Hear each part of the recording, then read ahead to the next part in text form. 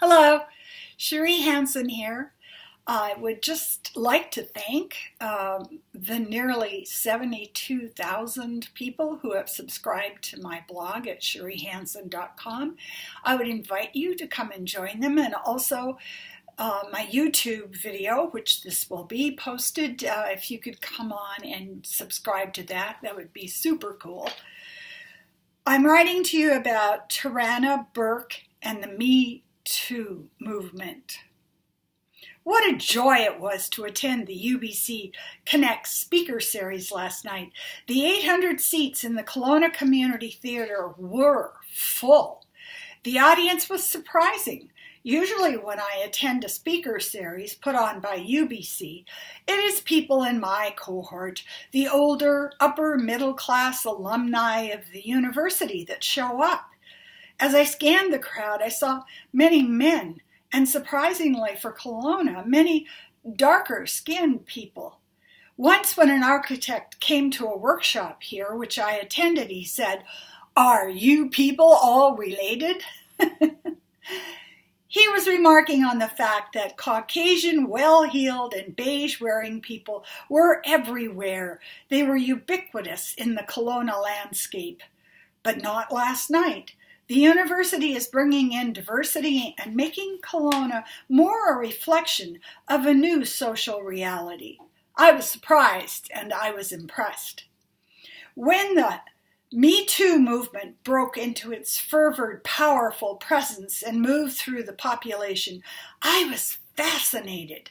12 million people posted in 24 hours their stories of unwanted sexual advances. I spent 2 full days on Me Too on Twitter, simply reading story after story.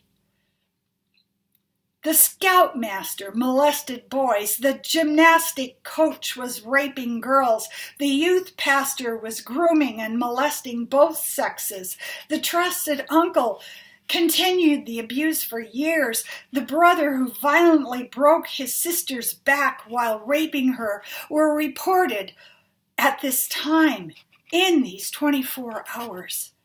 I sat, and each time I saw a particularly moving post, I reposted it and copied it. I immediately put it up on Facebook.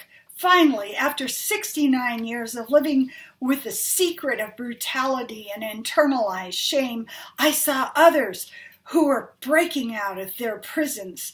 I sat for hours sharing, copying, and posting. Tears were streaming down my face, and it was for joy.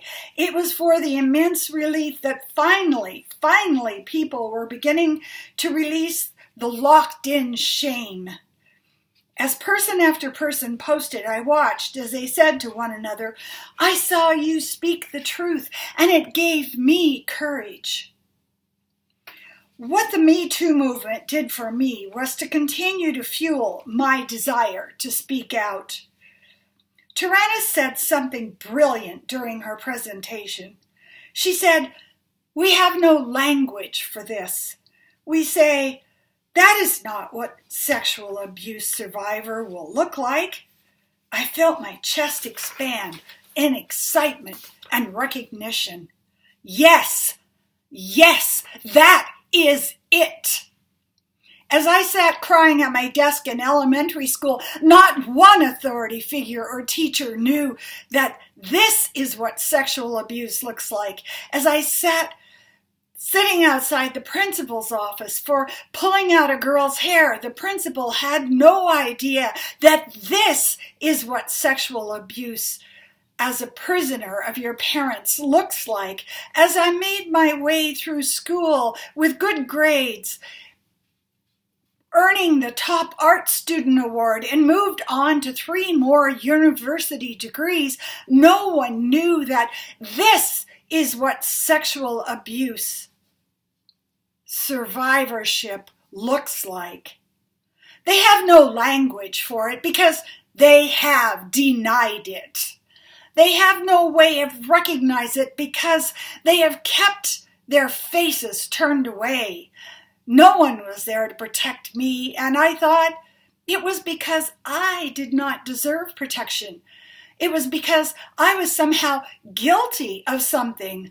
I learned to hide everything that was not required of the society in order to be powerful. My presentation was a guise, a mask. And as I left the theater last night, I was talking to two students while we walked along the snow-covered street.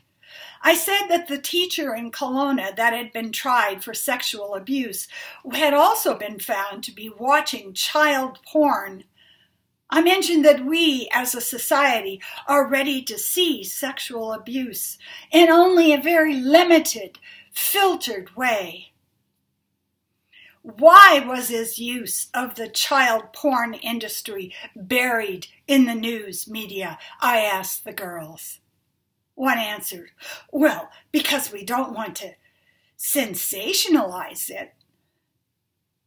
I walked 10 blocks home in the snowstorm and thought about how we are so terrified of the truth that we make a pact to ignore it. When I was a child, it was an agreement that children were possessions of their parents.